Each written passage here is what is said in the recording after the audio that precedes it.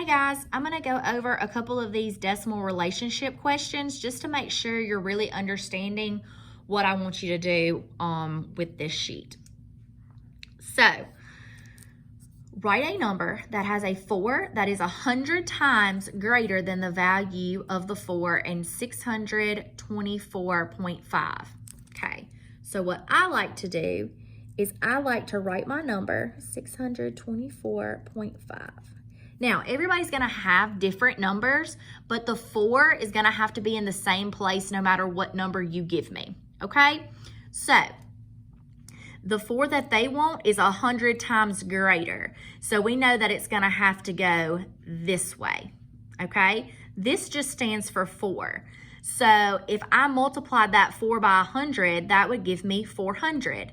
So, I know that my 4 is going to have to be 100 times greater. So I know that my 4 is going to have to be in the hundreds place. So I'm just going to write 427. You don't even have to make it a decimal if you don't want to, okay guys? As long as that 4 is in the correct place, it doesn't matter. Next one.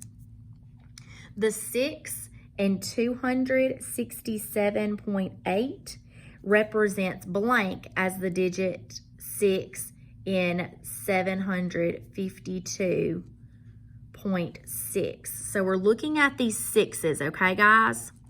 Just like in my video, I like to start, and the first 6, I like to put a 1 over it.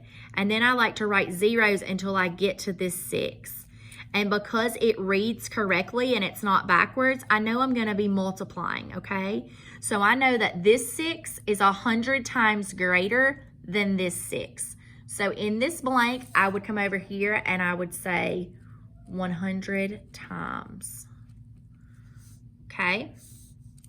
Next up, write a number that has a 7 that is 10 times the value of the 7 in 1.873. So I'm going to write 1.873. Now, I have to make a number that has a 7 that is 10 times the value of this 7. So just like up here, I'm going to make my 10. So 10 times greater, okay? So I know that my 7 is going to have to be in this place right here. So I'm just going to come up with my own number. Okay? It doesn't matter what these other numbers are, as the only number we're looking at are the 7s, okay? And as long as that 7 is in that place, you're good to go. The 9 in 29.5 represents as much as the 9 in 973.4. Okay, we're looking at the 9s, so I'm going to underline my 9s. Now, like I said before, we're going to put a 1 right here because this is our first 9, and we're going to write zeros until we get to our other 9. Now, like I said before, you remember this one read correctly, so it was 100 times.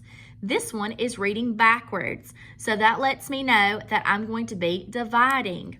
So, this 9 is worth 1/100th of this 9. So I'm going to write 1/100th. On your computer, you may have to write it like this. And that's okay. Also, when you're filling this out on the computer, don't feel like you have to do all this in your boxes right here. These boxes are actually meant for your answers, okay? But I'm just doing it over here so that you can kind of see what I'm doing. All right, let's do one more. Write a number that has a 5 that is 1/10 the value of the 5 in 0.594. So it has said that it wants a 5 that is 1/10 the value. Well, when I do 1/10, I'm not going to write it as a 10, am I? I'm going to write it as a 0/1 because that's what we do when we're dividing. So I'm going to write it backwards. So now I know that the 5 in this number is going to have to be right here. So I'm going to come down and I'm going to make my own number.